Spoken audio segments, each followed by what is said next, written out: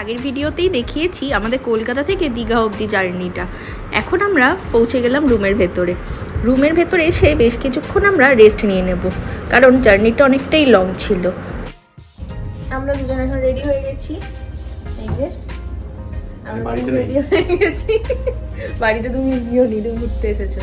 দিয়ে এখন আমরা সন্ধ্যাবেলা বেরোবো, 8টা বাজে, যদিও সন্ধ্যাবেলা না। জার্নি করেছি, একটু রেস্ট, স্নান টান করে রেস্ট নিয়েছিলাম, ঘুমিয়েছিলাম। দিয়ে এখন আমরা একটু বেরোবো, বিচের দিকে যাব, ঘুরবো সন্ধ্যাবেলাটা।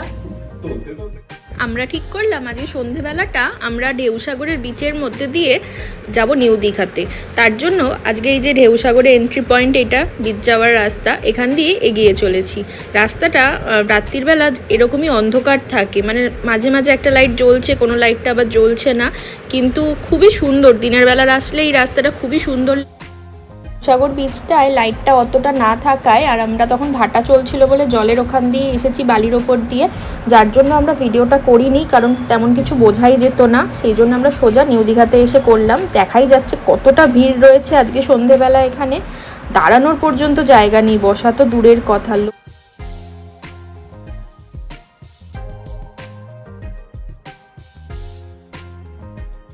তাহলে চলুন দেখে নেওয়া যাক সন্ধেবেলা এখানে কি কি করা যেতে পারে, কি কি পাওয়া যায় এখানকার মেলায়, আপনারা কি খেতে পারবেন এখানে এসে, কি কি অপশান আছে, সমস্ত কিছুই দেখে নেওয়া যাক ঘুরে একবার।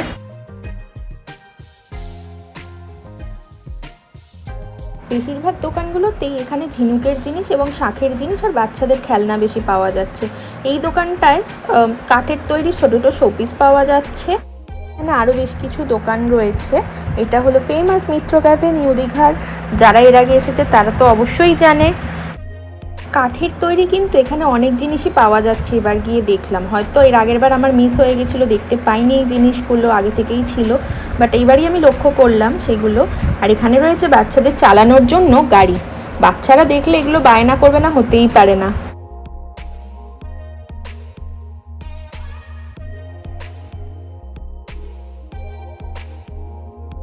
এখানে আরও একটা জায়গায় রয়েছে এই গাড়িগুলো। দেখলেই ইচ্ছা করছিস, আমি যদি ছোট থাকতাম, আমাদের বেলায় যদি বেরোতাম, একটু চালিয়ে নিতাম। তাছাড়াও এখানে রয়েছে অনেক ধরনের খাবারের দোকান। সেখানে নানা রকমের জিনিস পাওয়া যাচ্ছে, যা সন্ধ্যেটা উপভোগ করতেই যথেষ্ট। আর এই মাছ ভাজার কথা তো কেউ ভুলতেই পারবে না। বিচের ধারে এসে মাছ ভাজা খাবো না আমরা, এটা কি হতে পারে? কখনোই না। মাছ ভাজা তো খাওয়াটা মাস্ট। বিচের ধারে এসে আলাদাই একটা ভাইব পাওয়া যায় মাছগুলো দেখলেই। তবে সব মাছ কিন্তু টাটকা হয় না, সেটা কিন্তু দেখে খেতে হবে।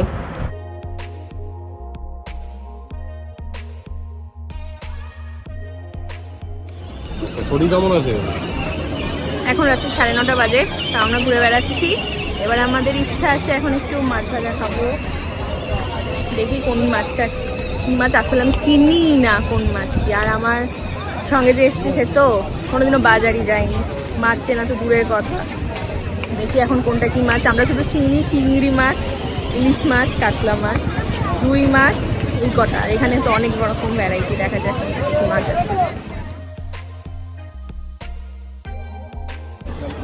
এটা সুরমই আছে, ভোলা ভেটকি, ভেটকি স্টিক, বোনলেস।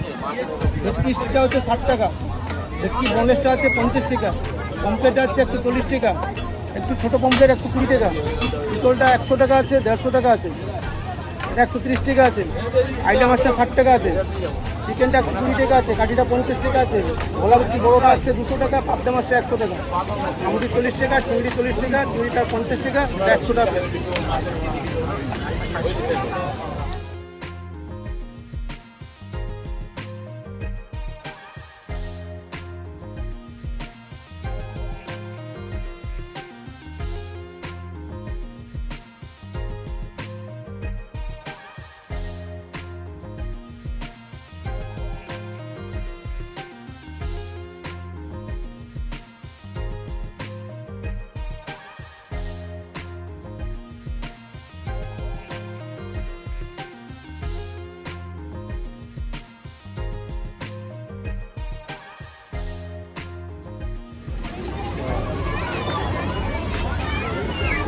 আমাকে ছাড়াই খাওয়া শুরু করে দিয়েছে।